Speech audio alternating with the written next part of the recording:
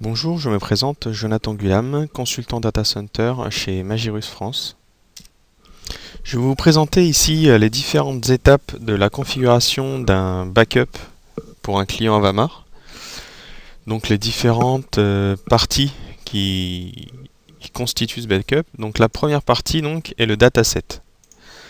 Le dataset va être la partie qu'on va sauvegarder, quel répertoire on va sauvegarder. Donc ici, dans mon domaine démo, je vais créer un nouveau dataset.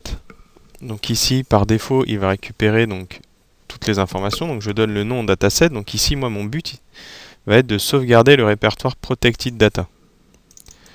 Donc je donne un nom à mon dataset. Je vais l'appeler par exemple Protected Data.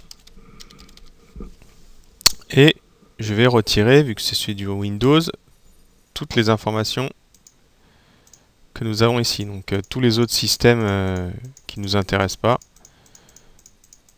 Vu que ici, voilà, on va lui dire qu'on veut sauvegarder non pas tous les fichiers système, mais seulement celui-là. Donc on lui sélectionne explicitement le système. Donc on a Windows File System. Donc soit on sauvegarde tous les fichiers système, tous les fichiers de notre Windows, soit on lui donne carrément un répertoire à sauvegarder. Donc on peut rentrer à la main, ou même, grâce au client, on peut carrément aller parcourir la machine. Donc ici, je vais aller sur C, je vais aller dans mon répertoire utilisateur, sur la machine de démo, sur le bureau, et je veux sauvegarder mon Protected Data. Donc voilà, ici il a rajouté le chemin du répertoire que je veux sauvegarder. Ici j'ai donc mon dataset qui a été créé pour la partie de cette machine. Dans le dataset, on voit aussi qu'on peut mettre des exclusions et des inclusions de fichiers, donc des fichiers à sauvegarder à tout prix, ou carrément dire qu'on ne veut pas sauvegarder les points VI, les points MP3, et derrière énormément de variables qui peuvent optimiser peut-être en cas de problème vos sauvegardes. Après le dataset, on peut y configurer les horaires de sauvegarde. Donc dire à quel moment notre machine va être sauvegardée. Donc ici, défaut schedule, on voit qu'on a une sauvegarde qui va se faire donc toutes les semaines, une fois par semaine, tous les jours. Et que les heures de sauvegarde vont être de 5 heures du matin à 3 heures de l'après-midi. Donc il y a 10 heures pour faire la sauvegarde. Et qu'il n'y a pas de date de fin. Donc ça, c'est celle par défaut. Donc on va pouvoir en créer d'autres. Ici, je vais dire tous les jours, toutes les heures par exemple. Ou alors on peut faire tous les mois. Donc je vais faire la mienne ici. Je vais l'appeler aussi pareil Protected Data. Et voilà. Donc j'ai créé mon schedule. Protected Data. Ici, vous avez un onglet Maintenance Mode qui vous montre les horaires qui vont être utilisés donc pour la sauvegarde et aussi donc pour la partie Blackout Windows et Maintenance Windows. Donc durant ces périodes-là, donc Blackout et Maintenance Windows, vous ne pouvez pas avoir de sauvegarde. C'est les moments où votre serveur Avamar va effectuer sa maintenance et différentes tâches d'administration. Donc ici, vous pouvez avoir la main sur cette partie-là et donc changer les horaires pour par exemple effectuer donc les tâches de maintenance sur le serveur Avamar la journée et toutes vos sauvegardes la nuit par exemple. Voilà. Ensuite, nous avons les retention policies, donc c'est la durée de rétention de vos sauvegardes. Donc par défaut, on a une défaut de rétention qui est du 60 jours et qui vous permet de garder donc vos sauvegardes journalières 60 jours.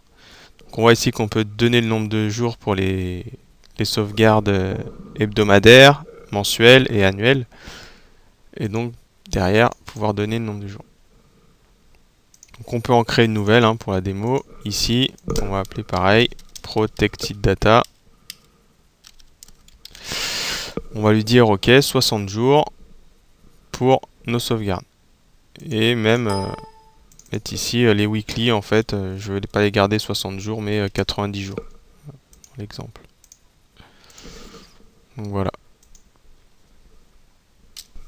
Après avoir créé donc votre dataset personnalisé, votre schedule et votre policies retention, vous allez maintenant gérer la policy. Donc la policy qui va être votre stratégie de sauvegarde qui va réunir tous les éléments qu'on a vus juste avant. Donc là, sur démo, je vais créer un nouveau groupe de sauvegarde, en fait. Et ici, je vais lui donner un nom. Protected Data, encore une fois. Activer ou pas à la prochaine dès que je l'ai terminé. Donc oui, je vais l'activer. Méthode d'encryption, on verra après. Donc on fait suivant. Ici, source data. Donc, quel dataset on va utiliser? Ici, je vais utiliser mon démo protected data. Donc je retrouve le dataset que j'ai créé avant. Pas d'exclusion, pas d'inclusion. C'est par défaut, c'est juste ce répertoire que je veux sauvegarder. Ensuite, schedule. Donc pareil, je retrouve le protected data que j'ai créé dans schedule. Suivant, rétention. Pareil, je sélectionne ma rétention que j'ai créée. Et enfin, je peux ici avoir la liste de tous les clients enregistrés et leur appliquer justement cette nouvelle policy.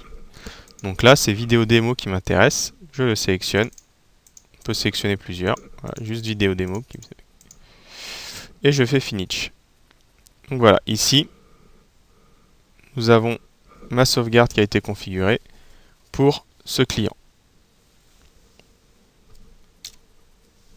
Ma policy est terminée, mes schedules disant de faire une sauvegarde toutes les heures. Pour vérifier que ma sauvegarde est bien effectuée, je peux faire ici, clic droit sur mon client Avamar et faire sauvegarder maintenant. Donc ici, il envoie la requête au serveur Avamar. On voit que la sauvegarde a démarré et terminée. Donc ici, on peut voir les détails de ce qu'il a fait, donc dans un fichier console. Donc bon, il y en avait une qui s'est lancée juste avant, donc 11 secondes et 5 secondes pour 22 mégas, donc qui est répertoire protected data. Donc on voit bien ici la tâche. Pourquoi 22 secondes, 22 mégas en 5 secondes? C'est parce que ces fichiers étaient déjà sauvegardés sur le serveur Avamar. C'est-à-dire que si un autre utilisateur, n'importe qui, a sauvegardé sur le serveur Avamar ces mêmes fichiers, ici le client va parcourir donc les fichiers, envoyer juste un hash au serveur Avamar qui va lui dire qu'il a déjà ces fichiers et donc voilà, il n'a pas besoin de lui renvoyer. On peut aussi aller voir sur la partie administrative, donc dans Activity, qu'on a bien 2 sauvegardes qui se sont complétées. Donc on a le temps ici 13 secondes et 7 secondes côté serveur. Demande de l'utilisateur pour la sauvegarde, la taille, le client et toutes les informations, donc le système, le temps que ça a pris. Voilà, merci, c'est terminé pour cette vidéo. N'hésitez pas à aller voir sur YouTube les autres vidéos sur Avamar ou même sur d'autres produits. Au revoir.